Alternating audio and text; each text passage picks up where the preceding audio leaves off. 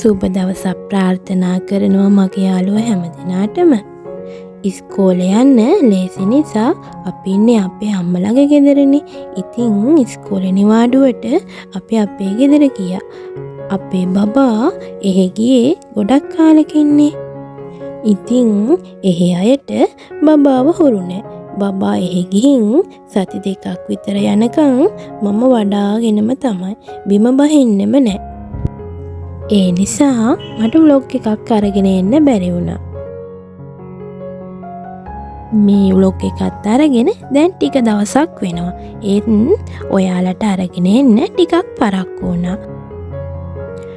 අපි එහෙනම් බලමුද මම අපේ ගෙදරදී දවස ගෙවන්නේ කොහොමද කියලා. ඉතින් උදේම නැගිටලා බබයි හස්බන්ඩ් නිදි අතරේ මම ආව ටිකක් එළියට. ඔන්න එතකොටම අපේ බබා හැරලා අපේ රූම් එකේ බබා ඉන්න ආසම තැන තමයි ඔතන. ජනේලේ ඇරලා වටපිට බල ඔතනට වෙලා ඉන්න බබා ගොඩක් ආසයි. ඔතනින් බබාව ගන්න නම් ඉතින් ලොකු බොරු ටිකක් කියන්න වෙනවා. නැත්තම් ඉතින් බබා ඔතනින් හෙල්ලෙන්නේ නැහැ.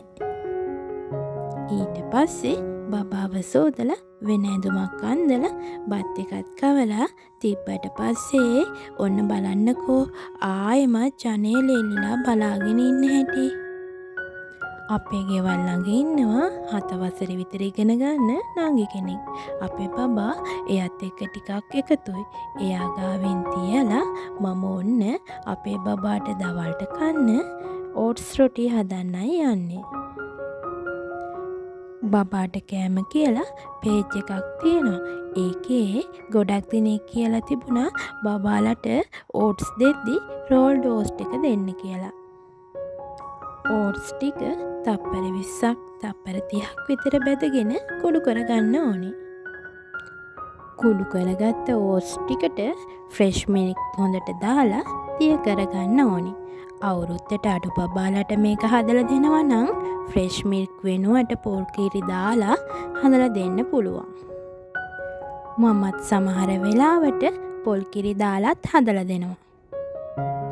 අද මම මේ රොටි එකට එළවලු එකතු කරන්නේ නැහැ. කිතුල් පැණිත් එක්ක කන්න දෙන්න තමයි හදන්නේ. නැත්තම් අපිට මේකට කැරට්, රතු ලූණු, කරපිංචා එකතු කරලා රොටිය හදලා දෙන්න පුළුවන්. කොච්චර කිරි එකතු කළත් මේ මිශ්‍රණය ටික වෙලාවක් යද්දි ඝන වෙන්න බලනවා. ඒ නිසා එහෙම ඝන වෙනකොට අපිට පුළුවන් ආයෙත් කිරි ටිකක් එකතු කරගන්න. අපේ බබා හරි ආසාවෙන් කන කෑමක් තමයි මේක. ඔයාලත් ඔයාලගේ බබාලට මේ විදියට හදලා දීලා බලන්නකෝ.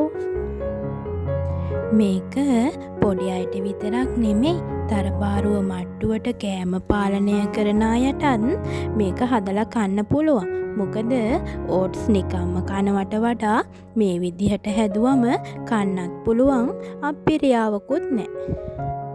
පෑන් එකට තෙල් චුට්ටක් වෙන්න දාගෙන අපි හදාගත්ත මිශ්‍රණයෙන් ටිකක් දාලා අඩු ගින්දරේ තමයි මේක හදාගන්න ඕනේ. ඇත්තටම අපිට මේක හදාගන්න ගොඩ වෙලාවක් යන්නේ නැහැ.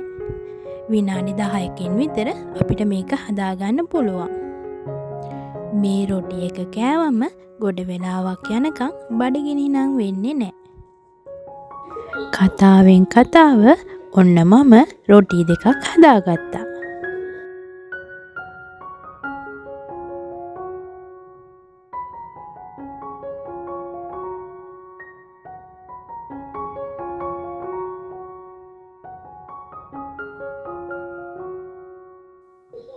මේ රොටිය ඔක්කොම නම් අපේ බබා කන්නේ නෑ. ඉතිරි වෙන ටික ඉතින් කන්නේ කවුද කියලා ඔයාලම හිතාගන්නකෝ. මේ ඉතින් බබාගේ තේ වෙලාව නිසා රොටි හදලා ඉතිරි වුණු ෆ්‍රෙෂ් මිල්ක් ටික උණු කරලා සීනි චුට්ටකුත් දාලා මම බබාට බොන්න දුන්නා. එලකිරි බබාලට නිතරම දෙන්න හොඳ නෑනේ. මම අපේ බබාට සතියකට දෙපාරක් විතර තමයි එලකිරි හදලා දෙන්නේ. මම ඉතින් රස්සාවට යන නිසා අපේ බබාට දවල් වරුවේ ෆෝමියුලා එකක් දුන්නා. ඒත් අපේ බබා දැන් ඒව බොන්න එච්චර කැමති නෑ. ඒ නිසා දැන් නම් මම ඒව දෙන්නේ නෑ. ඔන්න ඉතින් කතාවෙන් කතාව මම බබාව නිදි කළා. හස්බන්ඩ් ගිහිල්ලා අපේ ගෙවල් ළඟ කඩේකින් රෝල්ස් අරගෙන ආවා. ඔන්න ඉතින් පුංචිම පුංචි වෙලාවක් මම නිදහසේ ඉඳගෙන තේ එකක් බිව්වා. ඔන්න ඉතින් ටික වෙලාවක් යද්දී අපේ බබා හැරියා. බබා දැන් දඟයිනේ. එයා ඉතින් ඈරපු ගමන් ඇඳ උඩ ඉඳගෙන බලාගෙන ඉන්නවා ඇඳ අයිනට එන්න. ඔහොම ඉන්න අතරේ ගෙවල් ළඟ තියෙන නර්සරි එකේ පුංචි ළමයි නැටුම් පුරුදු වෙනවා සද්ද ඇහිලා අපේ බබාටත් ඒක බලන්න යන්න ඕනේ වුණා. අර ඈතින් පේන්නේ ඒ නර්සරි එක. ඔන්න ඉතින් අපි දෙන්නා නර්සරි එක පැත්තට ගියා. ඒ අතරමඟ පුංචි ඇලපාරක් තියෙනවා. අපි ඒකත් බලන්න ගියා.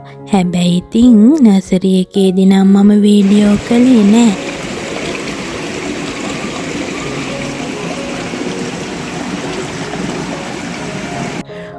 ඔන්න ඊට පස්සේ බබාගේ දවල් කෑම එක දඩිබිඩි ගාලා මම හදාගත්තා. අපේ බබාට මම අද දවල්ට පරිප්පු කිරට හදලා හාල් මැස්සු බැතලා කුඩු කරලා දුන්නා.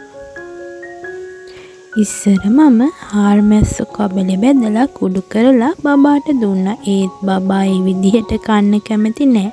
එක දවසක් ඒ විදිහට හාල් මැස්සු කුඩු කරලා දීලා චූටි කටු කෑල්ලක් හිර වුණා බබාගේ කටේ.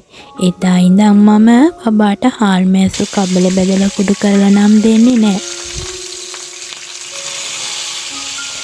සුවඳට රසට බත් එක හදලා දුන්නම බබා බත් චුට්ටක් කනවා.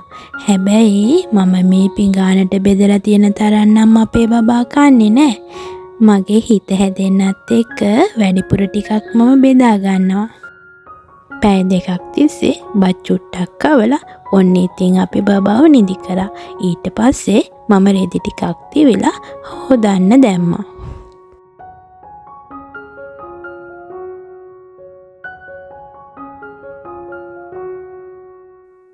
බබා නිදි අතරේ ලයිලා අයියේ බබාගේ රෑ කෑමක ලෑස්ති කරන්න තමයි මම මේ හදන්නේ. රටලූණු, සුදුලූණු, කරපිංචා තෙලට දාලා ඒ ටික බැදීගෙන එද්දී ඒකට කැරට් පෝංචි දාලා කහ තුන පහ ලුණු එකතු කරගත්තා. ඊට පස්සේ ඒ ටික බැදීගෙන එද්දී පොල් කිරි චුට්ටක් එකතු කරලා ඊට පස්සේ ඒකට උයාගත්ත බත් ටික එකතු කරලා ටිකක් වෙලා උයාගත්තා. මම බත් එක උයාගනිද්දී රාම්පේ කොලයකුයි එනසල් එක මේක ඇටයකුයි එකතු කළා. එතකොට බත් එක සුවඳට තියෙනවනේ.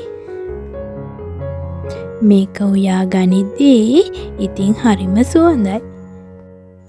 බත් කන්න හොර බබාලට මේ විදියට හදලා දුන්නොත් අනිවාර්යෙන්ම කයි. ඔයාලත් හදලා බලන්නකෝ. මමත් මේ විදියට හදන්න ඉගෙන ගත්තේ YouTube channel එකකින්. මේ තියෙන්නේ මම බබාට හදාගත්ත රසම රස බත් එක. බත් එකට අමතරව මම චීස් පොඩ්ඩකුත් එකතු කළා. හැදුවා වගේ නෙමෙයි ඉතින්. කවන්න ගියාම කෑම යුද්ධේ පටන් ගත්තා වගේ තමයි. බබාට කෑම කවලා සෝදවලා ඔන්න ඉතින් මම බබාව නිදි කරන්න තමයි හදන්නේ.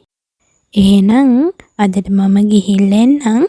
ආයෙත් vlog එකක් අරගෙන එනකන් සතුටින් පරිස්සමින් ඉන්න.